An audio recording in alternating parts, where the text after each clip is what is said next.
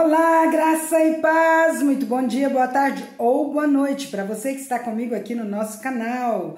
Hoje é feriado, 1º de maio, dia do trabalhador, e você está descansando ou trabalhando? Porque é feriado para uns, mas muitos continuam trabalhando, né? Mas hoje nós vamos ler a Palavra de Deus e eu estou muito feliz por estar com você aqui no nosso canal. Que bom, gente, estarmos juntos e saber que Deus está conosco, nos acompanhando, abrindo o nosso entendimento, nos dando a compreensão da santa palavra dele, né? É muito bom, gente. E hoje nós vamos ler Juízes, capítulo 13, dos versículos de 1 até o capítulo 14, versículo 20.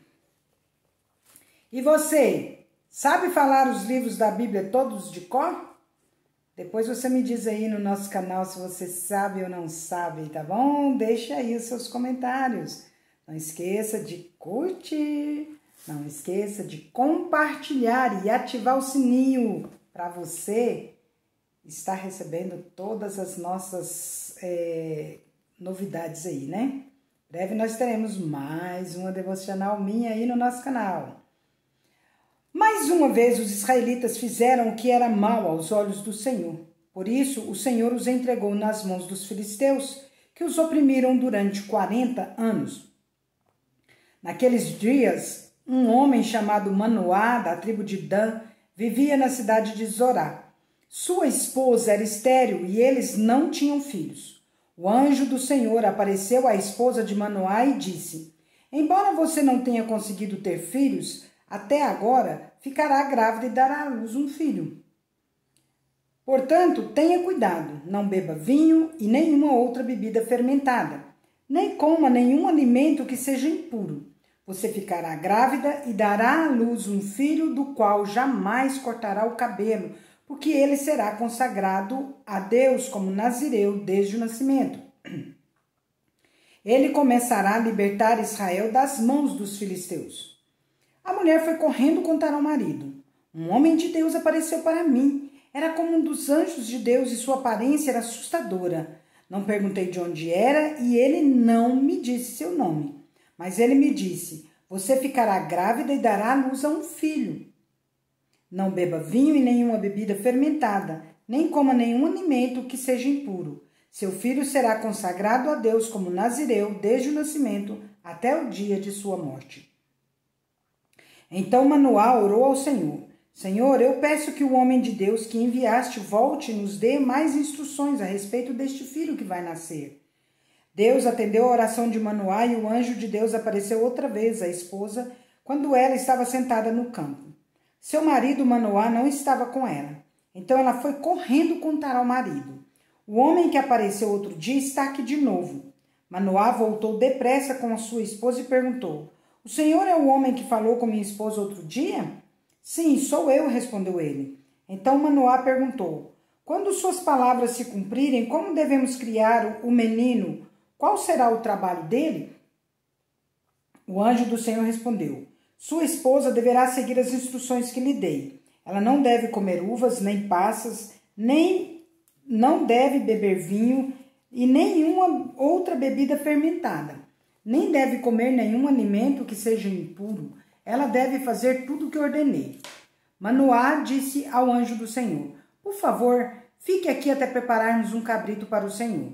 Está bem. Só que não comerei nada, respondeu o anjo do Senhor. Mas você pode preparar um holocausto como sacrifício ao Senhor. Manoá ainda não havia percebido que era o anjo do Senhor. Os historiadores dizem que quando diz o anjo do Senhor, está relatando que é o próprio Cristo, né? Então, é interessante a gente entender isso também, né? O anjo do Senhor. Estou olhando aqui embaixo, mas não traz nada aqui embaixo, não. Mas vamos aprendendo aos poucos, não é verdade? Então, vamos lá. Manoá perguntou ao anjo do Senhor: qual é seu nome? Queremos lhe prestar homenagem quando isso tudo se cumprir. Por que quer saber meu nome? Disse o anjo do Senhor. Ele é tão maravilhoso que você não conseguirá entender. Quem é o maravilhoso? Maravilhoso conselheiro, Pai da eternidade.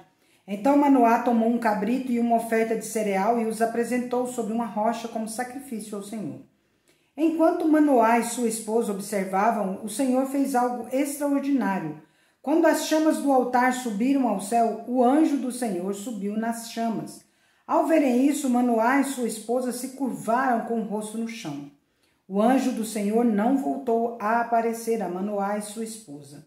Então Manoá finalmente percebeu que era o anjo do Senhor e disse à sua esposa: com certeza vamos morrer, pois vimos a Deus. Sua esposa, porém, disse: se o Senhor quisesse nos matar, não teria aceitado o holocausto e a oferta de cereal. Não teria aparecido a nós, nem nos teria revelado essas coisas maravilhosas. Quando o menino nasceu, ela o chamou de Sansão. O Senhor o abençoou enquanto ele crescia, e o Espírito do Senhor começou a agir nele quando ele morava em Maanedã, entre Zorá e Estaol. Certo dia, Sansão estava em Tímina e viu uma moça do povo filisteu. Quando voltou para casa, disse a seu pai e a sua mãe: vi uma moça filisteia em Tímina, quero me casar com ela. Consigam aquela moça para mim. Só que ele era muito cheio das vontades, né? Sansão era muito mimado, é filho único ali, eu acho que Sansão foi muito mimado. Mas Sansão disse: seu pai e sua mãe se opuseram. Não há uma moça sequer em nossa tribo ou entre todo o nosso povo com quem você possa se casar? Por que tem de procurar uma esposa entre os filisteus pagãos? Mas Sansão disse a seu pai: consiga a moça para mim. É ela que eu quero. Seus pais não sabiam, olha aqui como que são as coisas, que o Senhor estava agindo no meio disso tudo. Claro, gente, que todas as coisas Deus permite para um propósito. É isso aí, não se esqueçam desse detalhe. O Senhor estava agindo no meio disso tudo para criar uma oportunidade de agir contra os filisteus que na época dominavam Israel. Deus permitiu com propósito, só que Sansão não fica sem as consequências do seu erro, tá? Interessante isso. Quando Sansão e seus pais estavam descendo a Tímina, de repente um jovem leão atacou Sansão perto dos vinhedos de Tímina. Naquele momento, o Espírito do Senhor veio sobre Sansão, com tamanho poder que ele rasgou o animal pelas mandíbulas, usando as próprias mãos, com a mesma facilidade que se despedaça um cabrito. Contudo, não contou a seus pais o que havia acontecido. Quando chegou a Tímina, conversou com a moça e se agradou muito dela. Algum tempo depois, quando voltou a Tímina para o casamento, saiu do caminho para ver o cadáver do leão. Descobriu que um enxame de abelhas havia feito mel dentro da carcaça. Pegou um pouco de mel com as mãos e foi comendo pelo caminho. Também deu um pouco a seu pai e sua mãe, e eles comeram. Mas Sansão não lhes contou que havia tirado o mel da carcaça de leão. Ele não podia se contaminar. Isso era uma lei, lembra das leis que nós lemos? Era uma lei para o povo de Israel. Eles não podiam se contaminar com nenhum animal morto, né? Vamos lembrando também. Enquanto seu pai estava em Tímina para o casamento, Sansão ofereceu uma festa ali, como era costume entre os noivos. Quando os pais da noiva ouviram, escolheram 30 rapazes da cidade para o acompanharem na festa. Sansão lhes disse: vou lhes propor um enigma. Se conseguirem decifrá-lo durante estes 7 dias de celebração, darei a vocês 30 camisas de linho fino e 30 conjuntos de roupa. Mas, se não conseguirem decifrá-lo, vocês me darão 30 camisas de linho fino e 30 conjuntos de roupa. Está bem, concordaram eles. Proponha seu enigma. Ele disse: do que come veio algo para comer, e do que é forte veio algo doce. 3 dias depois, eles ainda tentavam encontrar a resposta. No 4º dia, disseram à esposa de Sansão: convença seu marido a explicar o enigma. Caso contrário, queimaremos vivos você e sua família. Você nos convidou à festa só para nos deixar pobres? Então a esposa de Sansão lhe disse, aos prantos: você não me ama? Você me odeia. Propôs um enigma ao meu povo, mas não me contou a resposta. Ele respondeu: não revelei o enigma nem a meu pai e a minha mãe. Por que deveria contá-lo a você? Ela chorava cada vez que estava com ele, e assim continuou até o último dia da festa. Por fim, de tanto importunar Sansão, no 7º dia ele lhe contou a resposta. Então ela explicou o enigma aos rapazes. Antes do pôr do sol do 7º dia, os homens da cidade vieram dar a resposta a Sansão. O que é mais doce que o mel? E o que é mais forte que o leão? Sansão respondeu: se vocês não tivessem arado com minha novilha, não teriam resolvido o meu enigma. Então o Espírito do Senhor veio com poder sobre Sansão. Ele desceu à cidade de Ascalon, matou 30 homens, tomou seus pertences e deu as roupas deles aos homens que haviam resolvido o enigma. Contudo, ficou furioso com o que tinha acontecido e voltou a morar na casa de seus pais. A noiva de Sansão foi dada como esposa ao rapaz que o havia acompanhado na cerimônia. João, capítulo 1, versículos de 29 até o versículo 51. Porém, vamos ler aqui a autoria e data do Evangelho de João. Embora esse evangelho seja anônimo como os demais, há inconfundíveis e irrefutáveis evidências internas e externas de que foi escrita pelo apóstolo João, irmão de Tiago, filho de Zebedeu, empresário de pesca do mar da Galileia. Sua mãe era Salomé, que pode ter sido irmã de Maria, mãe de Jesus, o que tornaria João e Jesus primos. O autor se identifica como testemunha da vida de Jesus, e é esse o discípulo que dá testemunho dessas coisas e que as escreveu, no capítulo 21, versículo 24. Pais da igreja como Papias, Irineu, Eusébio, Tertuliano, Clemente de Alexandre, dentre outros, deram amplo testemunho da autoria de João. O cânon muratoriano do 2º século depois de Cristo também atribuiu a autoria joanina. Junto com Pedro e Tiago, João formou o grupo mais íntimo de Jesus, sendo ele o mais chegado. Ele é conhecido como o discípulo amado. Depois da ascensão de Cristo, João tornou-se um dos grandes líderes da igreja de Jerusalém. É consenso entre os estudiosos conservadores estribados nas evidências históricas que João escreveu esse evangelho na cidade de Éfeso, capital da Ásia Menor, onde morou por longos anos, pastoreou a maior igreja gentílica da época, liderou as igrejas da região e morreu já em avançada velhice nos dias do imperador Trajano. Não podemos afirmar a data precisa em que foi escrito, todavia há fortes evidências de que tenha sido entre os anos 80 e 96 depois de Cristo. Então tá aí hoje, né, as informações sobre João e vamos continuar para a nossa leitura. No dia seguinte, João viu Jesus caminhando em sua direção e disse: vejam, é o Cordeiro de Deus que tira o pecado do mundo. Era a ele que eu me referia quando disse: um homem virá depois de mim, muito mais poderoso que eu, pois existia muito antes de mim. Eu não o conhecia, mas vim batizando com água para que ele fosse revelado a Israel. Então João deu o seguinte testemunho: vi o Espírito Santo descer do céu na forma de uma pomba e permanecer sobre ele. Eu não sabia quem ele era, mas quando Deus me enviou para batizar com água, disse-me: aquele sobre o qual você vir o Espírito descer e permanecer, esse é o que batizará com o Espírito Santo. Eu vi isso acontecer e, portanto, dou testemunho de que ele é o Filho de Deus. No dia seguinte, João estava novamente com 2 de seus discípulos. Quando viu Jesus passar, olhou para ele e declarou: vejam, é o Cordeiro de Deus. Ao ouvirem isso, os 2 discípulos de João seguiram Jesus. Jesus olhou em volta e viu que o seguiam. O que vocês querem? Perguntou. Eles responderam: Rabi, que significa mestre, onde o Senhor está hospedado?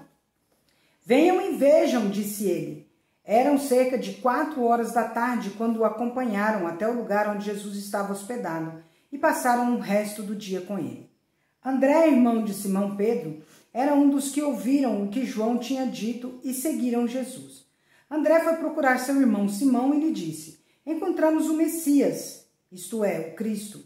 Então André levou Simão para conhecer Jesus. Olhando para ele, Jesus disse: Você é Simão, filho de João, mas será chamado Cefas, isto é, Pedro. No dia seguinte, Jesus decidiu ir à Galileia, encontrou Filipe e lhe disse, siga-me. Filipe era de Betsaida, cidade natal de André e Pedro. Filipe foi procurar Natanael e lhe disse, encontramos aquele sobre quem Moisés, na lei e os profetas escreveram. Seu nome é Jesus de Nazaré, filho de José. Nazaré? Exclamou Natanael. Nazaré? Exclamou Natanael. Não perguntou, né? Pode vir alguma coisa boa de Nazaré? Venha e veja você mesmo, respondeu Filipe. Jesus viu Natanael se aproximar e disse, aí está um verdadeiro filho de Israel, um homem totalmente íntegro. Como o senhor sabe a meu respeito? Perguntou Natanael. Jesus respondeu, vi você sob a figueira antes que Filipe o chamasse.